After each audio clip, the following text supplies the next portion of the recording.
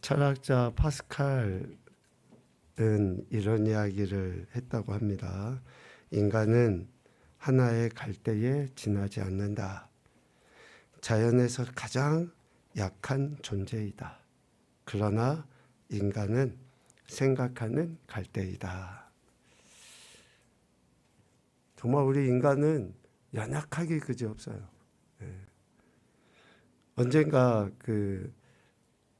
이렇게 송아지가 태어나는 그런 장면 같은 거 이렇게 TV에서 본 기억이 있는데, 뭐 사슴도 마찬가지고, 그러한 동물은 어미로부터 태어날 때부터 이렇게 좀 뒤뚱뒤뚱하지만 바짝바짝해서 금세 걸어버리잖아요.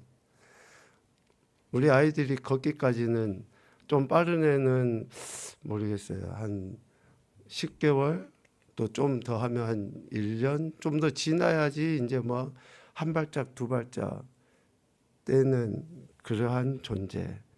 그리고 우리 인간의 몸에 급소라는 데가 있잖아요. 그러니까 그런데 한 번만 맞아도 그냥 이렇게 죽고, 여기에서 곰하고 싸워서 이길 수 있는 사람이 있을까요? 우리는 없어요.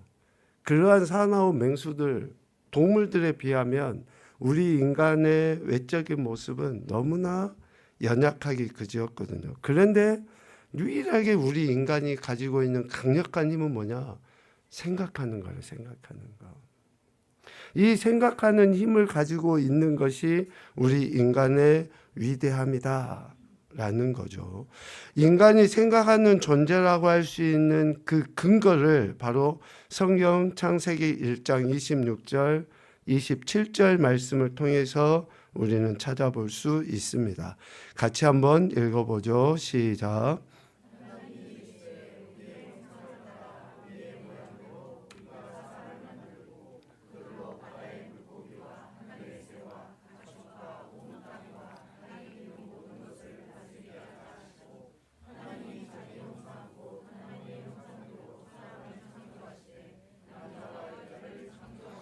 아멘. 여기에서 형상이라고 하는 히브리어 첼렘은 그늘지다라는 의미가 있어요. 그늘지다. 그러니까 1차적으로 우리는 하나님의 그림자라는 거죠. 더욱 이 뜻을 확장시켜 보면 그림자는 어떻습니까? 그 실체의 모양을 그대로 반영을 해요. 그러니까 실체의 모양을 반영하는 형상이라는 말로 지금 우리 인생을 표현을 하고 있죠. 또 모양이라고 하는 그 단어는 닮다라는 의미가 있어요. 닮다. 그래서 어떤 실체와 유사한 그 형태, 그 상태를 모양이라고 하거든요. 그러니까 하나님께서 하나님의 형상대로 하나님의 모양대로 우리를 창조하셨다라고 하는 것은 하나님이 가지신 전인격, 이 표현 자체도 우리 인간의 이성에 의한 표현이에요. 우리는 전인격이라고 표현하죠. 인격이라고 이야기하잖아요. 하나님은 뭐 인격 자체의 문제가 아니에요. 이렇게 표현할 수 있는 존재가 아니거든요. 그런데 우리 인간의 이성의 범위 내에서 표현해 보면 하나님의 전인격을 가진 존재가 바로 우리 인생이다라는 거예요. 그래서 하나님의 성품 또 하나님의 그 속성을 우리에게 부어주셨다 라고 이야기합니다. 그래서 결국 사람은 하나님께서 가지신 지성이나 감정이나 의지를 갖고 일하시는 것처럼 하나님이 우리 인생들도 지성, 감정, 의지를 통해서 우리에게 주신 복을 누리며 살아가는 존재가 바로 우리 인생이다라는 거예요. 그러면 오늘 우리가 지성과 감정과 의지를 가지고 어떠한 일을 해야 되느냐? 그것은 창세기 1장 28절에서 우리에게 소위 말하는 복이라는 것으로 우리에게 이야기하시고 있습니다. 이 구절도 있죠. 우리 한번 같이 읽어봅시다. 시작. 하나님이 그들에게 복을 주시며 하나님이 그들에게 이르시되 생육하고 번성하여 땅에 충만하라. 땅을 정복하라. 바다의 물고기와 하늘의 새와 땅에 움직이는 모든 생물을 다스리라 하시니라. 아멘. 지금 하나님의 형상, 하나님의 그 속성을 가진, 즉 하나님의 전인격을 가진 우리 인생들이 이 땅에서 우리에게 주어진 삶, 즉 생육하고 번성하고 충만하고 정복하고 다스리는 이 삶을 우리가 살아갈 수 있도록 하나님은 이러한 존재로 우리를 지으셨다라는 거죠. 그러므로 우리 인간이 가진 지식이나 감정, 의지를 사용하는 것은 우리를 하나님의 형상대로 지으셨다 했잖아요. 그러니까 우리가 지성이나 감정이나 의지를 사용하는 것은 결국 하나님께서 우리에게 주시는 복을 누리는 것이다 라고 이야기합니다. 우리가 하나님의 복을 누리는 길은 이러한 전인격을 사용하는 거예요. 이 사용한다라고 하는 것을 오늘 파스칼의 이야기로 표현해 보면 생각하는 거예요. 생각하는 거. 그리고 오늘 우리가 보게 될 본문의 말씀으로 보면 히브리서 기자는 예수를 깊이 생각하라 라는 말씀으로 동일하게 권면해 주고 있습니다. 제가 사전적인 의미를 찾아봤어요.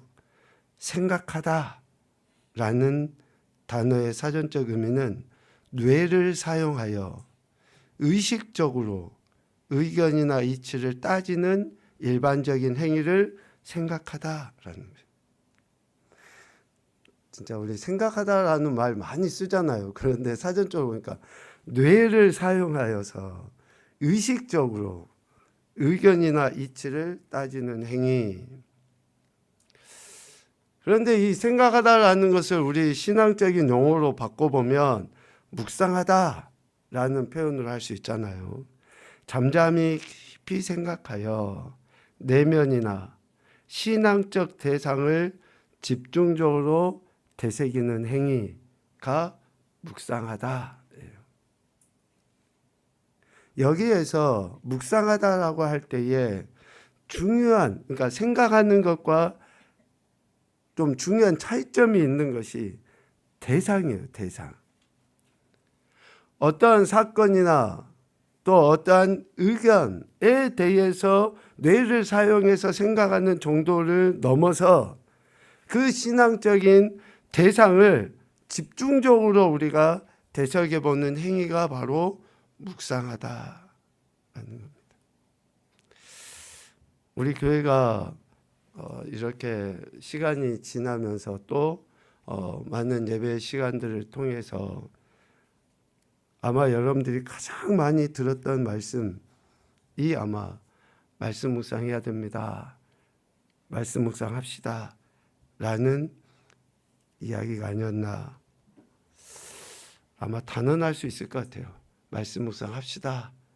해야 됩니다. 이 이야기를 가장 많이 한 것 같아요. 왜 그럴까요? 왜? 하나님의 말씀을 말씀을 묵상하는 것이 우리에게 많은 유익을 주기 때문에 그렇습니다. 우리 아이들이 왜 생각을 하고 공부를 해야 됩니까? 왜 원리나 이치를 좀 깊이 고민해 보면서 공부를 해야 되고, 왜 우리가 어떠한 일을 할 때에 이 일들의 원리를 왜 생각을 해보고 우리가 그 일을 합니까? 그냥 대낮게나 대놓고 무조건 뭐 손부터 나가고 발부터 나가고 들이밀면 뭐 결론적으로 되겠지. 한번 넘어지고 실수해도 이후에 또 하면 되겠지. 우리가 보통 그렇게 하지 않잖아요. 이 일을 하기 위해서는 좀 고민을 해보는 거 아니에요? 생각을 해보는 거 아닙니까? 우리가 신앙생활 할 때도 그냥 덮어놓고 믿어. 이게 아니잖아요. 하나님의 말씀이 우리에게 어떠한 가르침을 주고 계시는지, 또 우리에게 무엇을 요구하시는지를 생각해 볼 때, 또 더 근본적으로 우리의 믿음의 대상이신 예수 그리스도를 깊이 생각해 볼 때, 왜 우리가 하나님의 자녀요 백성으로서 이 땅에서 살아가야 되는지, 아니면 더 왜 우리 같은 인생을 하나님이 구원하셨는지를 좀 더 이해하고 우리가 살아갈 수 있지 않겠습니까? 그래서 하나님의 말씀을 묵상, 깊이 생각하는 것이 필요한데, 우리 지난 수요일에도 말씀을 잠깐 나눴지만 시편 1편에서는 묵상하는 자의 특징, 묵상하는 자에게 주신 유익을 우리에게 이야기했어요. 묵상할 때에 악인들의 꾀를 따르지 아니하고 죄인들의 길에 서지 아니하고 오만한 자들의 자리에 앉지 아니하게 됩니다. 묵상할 때에 시냇가에 심은 나무처럼 철을 따라 열매를 맺게 되고 그 잎사귀가 마르지 아니함 같이 하는 모든 일들이 다 형통하게 돼요. 또 묵상할 때에 무엇보다도 하나님께서 인정하시는 길을 걷게 됩니다. 그래서 우리가 하나님 말씀을 생각하는 거예요. 깊이 묵상해 보는 겁니다. 옳지 않은 것을 분별하게 되고 옳은 것을 깨달아 알게 되고 옳지 않은 것은 적극적으로 거부하게 되고 옳은 것은 적극적으로 행하는 그 힘이 하나님의 말씀을 깊이 묵상할 때라는 것을 시편 1편에서는 이야기하죠. 그래서 오늘 우리 또 사랑하는 우리 자녀들이 이렇게 하나님 말씀을 깊이 생각할 수 있도록 끊임없이 가르쳐야지 되고 또 그렇게 우리가 행해 나갈 때에 이러한 하나님의 은혜를 우리 삶에서 실제적으로 경험하게 됩니다. 오늘 본문 말씀에서도 우리에게 이야기합니다. 예수를 깊이 생각하라. 주의 깊게 관찰하고 숙고해봐라. 묵상해라 라고 권면합니다. 자, 그러면 왜 우리가 예수를 깊이 생각해야 되는가? 왜 묵상해야 되는가?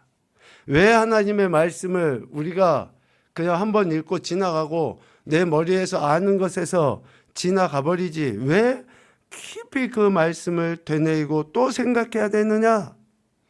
오늘 3장 1절에 보면 그러므로 함께 하늘의 부르심을 받은 거룩한 형제들아 라고 이야기해요. 하늘의 부르심을 입은 이라고 하는 그 말은 하나님으로부터 선택된 이라는 의미입니다.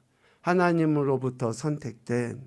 다시 이야기하면 구원받은 자, 흑암의 권세에서 건진받아 그의 사랑의 날을 옮겨진 자, 또 히브리인이라고 이야기하는 것처럼 강을 건너온 자,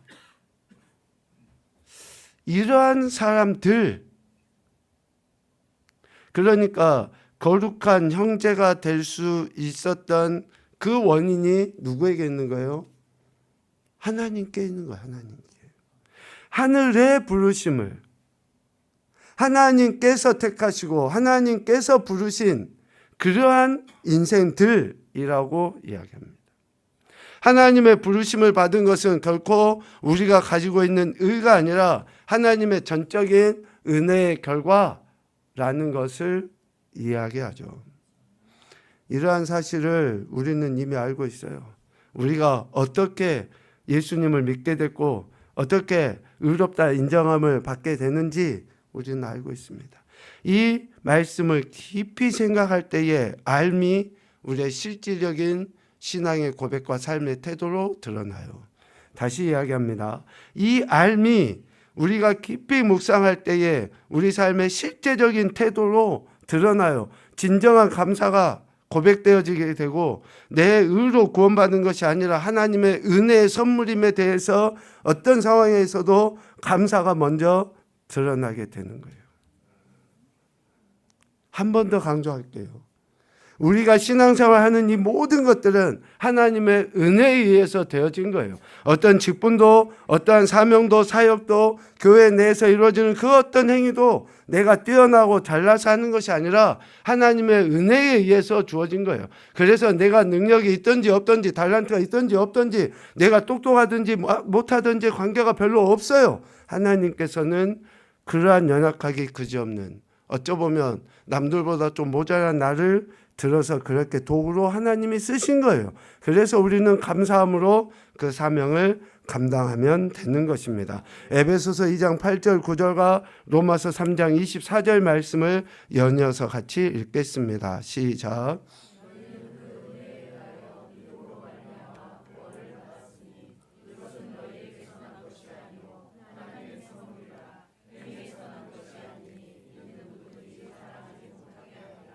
그리스도 예수 안에 있는 속량으로 말미암아 하나님의 은혜로 값없이 의롭다 하심을 얻은 자 되었느니라. 아멘. 그래서 우리는 이렇게 값없이 의롭다 인정함을 받았기 때문에, 이러한 부름을 받았기 때문에 거룩한 형제들이라고 칭함을 받게 된 거예요.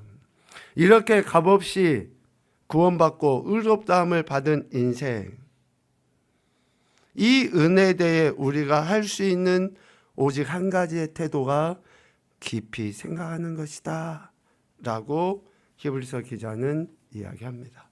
깊이 생각하다, 묵상하다 라고 이야기하는 거예요.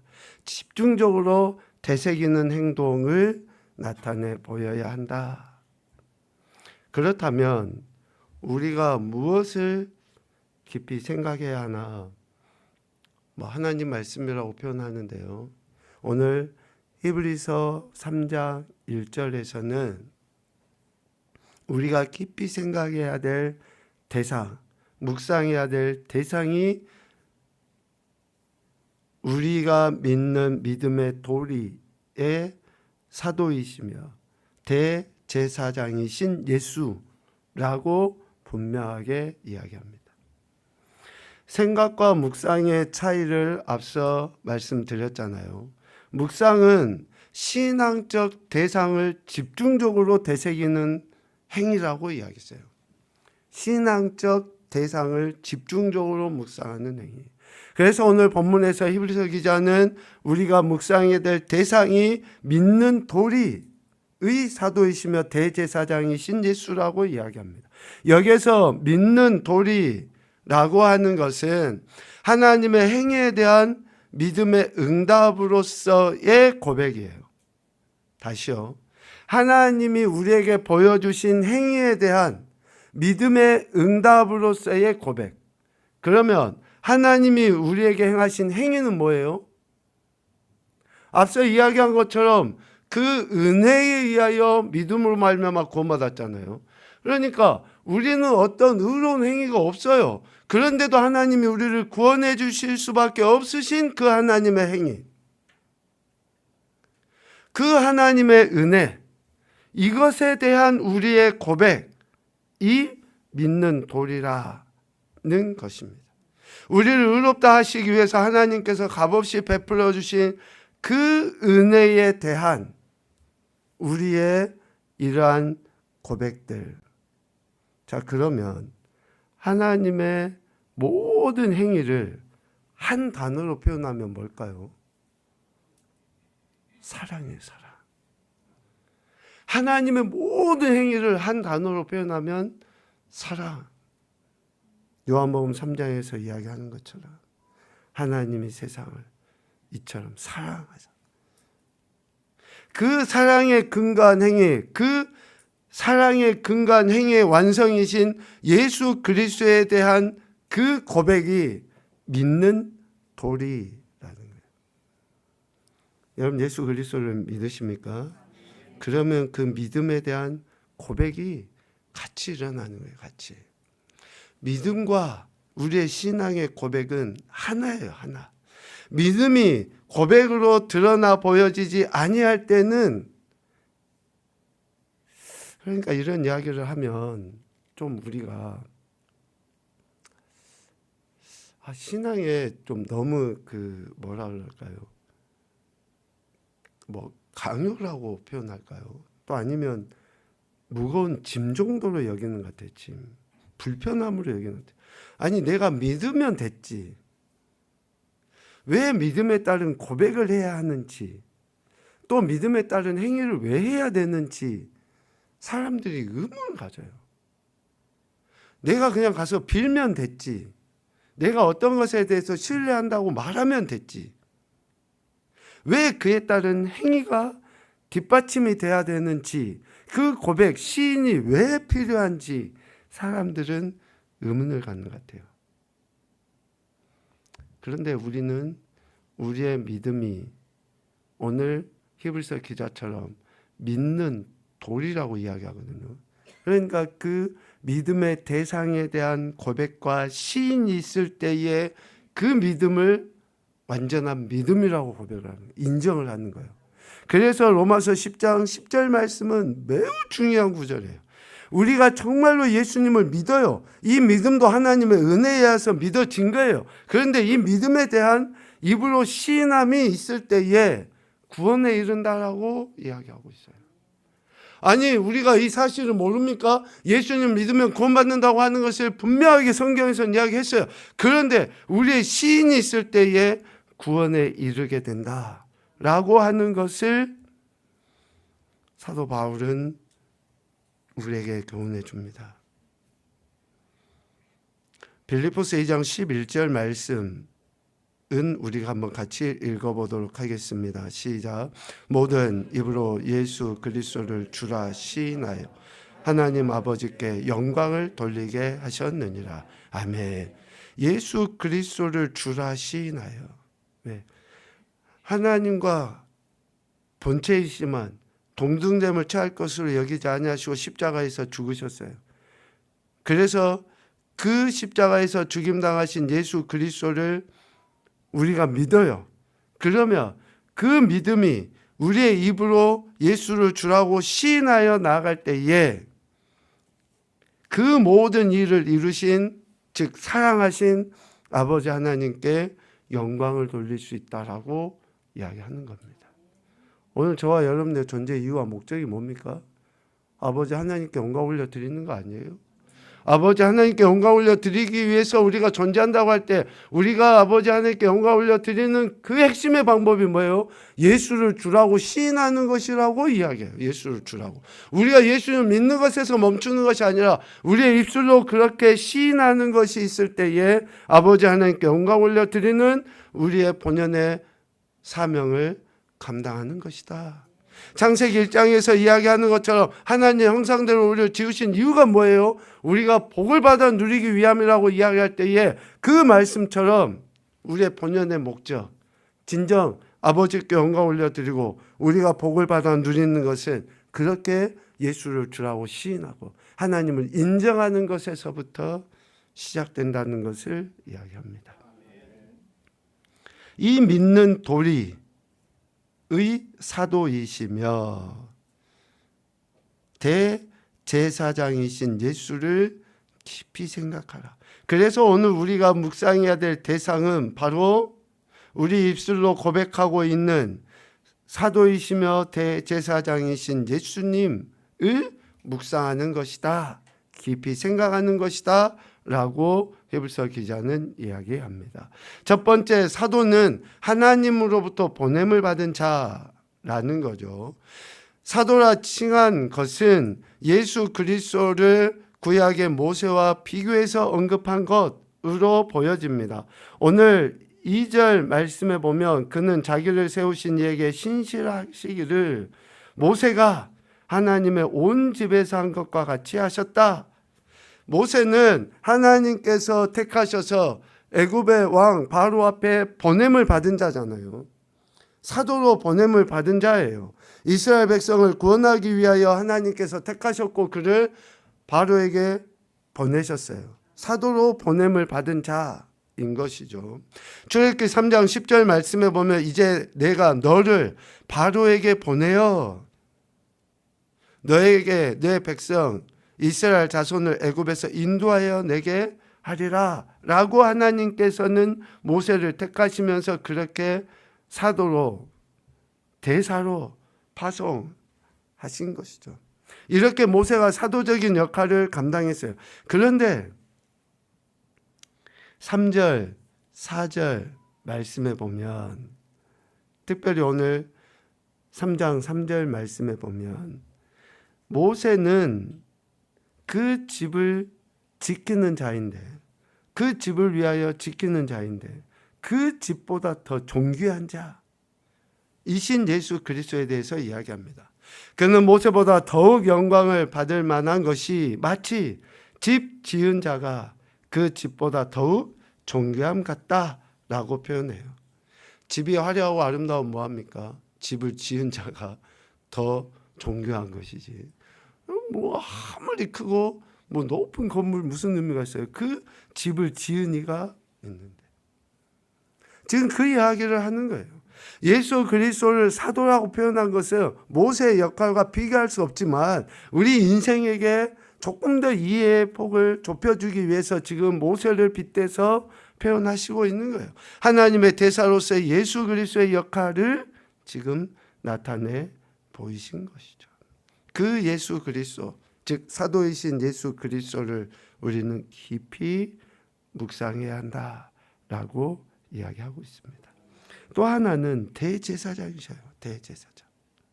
대제사장이신 예수 그리스도를 깊이 생각하라.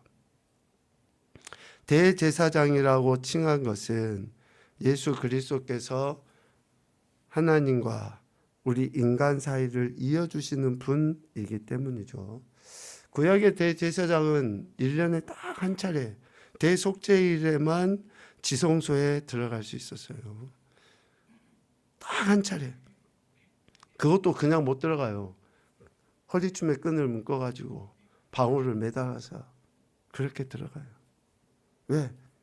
거기 가서 죽으면 끄집어 당겨야 돼요. 방울 소리가 안 나면 죽은 거니까 끄집어 당기기 위해서 그렇게 하는 거예요. 그런데 우리에게 대제사장이신 예수 그리스도는 그렇게 하지 않으셔요. 어떤 제물로, 어떤 짐승을 잡아서. 결코 그렇지 않습니다. 히브리서 10장 10절 말씀에 이야기합니다. 이 뜻을 따라 예수 그리스도의 몸을 단번에 들이심으로 우리가 거룩함을 얻었다.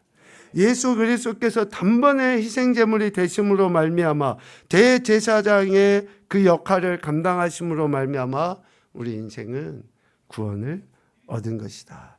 거룩함을 얻은 것이다 라고 이야기합니다. 예수 그리스도께서 모세나 아론처럼 대사이기도 하고 사도이기도 하고 또 중보자인 대제사장이기도 하지만 전혀 저들과 다른 것은 친히 하나님께서 자신을 내어주심으로 말미암아 이루신 구원의 본체이시기 때문에 저들과 다르다라고 하는 것을 오늘 히브리서 기자는 이야기합니다. 우리 모든 인생을 구원하실 계획을 갖고 계시는 그 하나님, 그 뜻을 이루신 예수 그리스도, 그분을 깊이 생각하는 것이 우리의 신앙과 삶에서 드러날 때에 우리는 하나님의 영광도 나타내고 또 우리의 신앙에서는 하나님이 약속하신 은혜들을 구체적으로 경험하며 살아가게 되는 것입니다. 오늘 말씀을 정리하죠. 왜 우리가 예수 그리스도를 묵상해야 되는가? 우리는 하나님의 부르심을 받아 거룩한 존재가 되었기 때문에 우리는 예수 그리스도를 묵상해야 됩니다. 왜 우리가 묵상해야 될 대상을 예수님이라고 여기는가? 아니요. 묵상해야 될 예수님이 어떤 분이신가? 다른 어떤 표현으로도 이야기하겠지만 오늘 히브리서 기자는 사도이시며 대제사장이시기 때문에 우리는 그 예수 그리스도를 묵상해야 된다라고 가르쳐 주시고 있습니다. 오늘 저와 여러분이 거룩한 부담을 갖고 있을 거예요. 하나님 말씀을 읽는 것도 중요합니다. 그런데 그 말씀을 좀 더 깊이 생각해보는 그 묵상을 통해서 왜 우리가 예수님을 믿고 또 믿음에 따른 삶을 어떻게 살아야 하는지를 구체적으로 깨닫게 될 겁니다. 좀 더 여러분들이 마음을 하나님 말씀을 묵상하는 데다 좀 더 마음을 두셔서 깊이 생각도 해보시고 그 생각하는 것들을 통해서 우리의 신앙이 날마다 좀 더 성장해가는 어떤 문제나 상황보다도 더 크신 그 주님의 은혜를 좀 더 구체적으로 경험해 가면서 살아가는 그런 그리스도인들이 되었으면 좋겠다 하는 마음입니다. 오늘도 저와 여러분에게 구원의 은혜를 베풀어 주신 하나님께 감사하시고 믿음의 주이시고 대상이신 예수 그리스도를 깊이 생각하여 더 큰 영광도 올려드리시는 그 복된 인생들이 되시기를 주님의 이름으로 축복합니다. 아멘.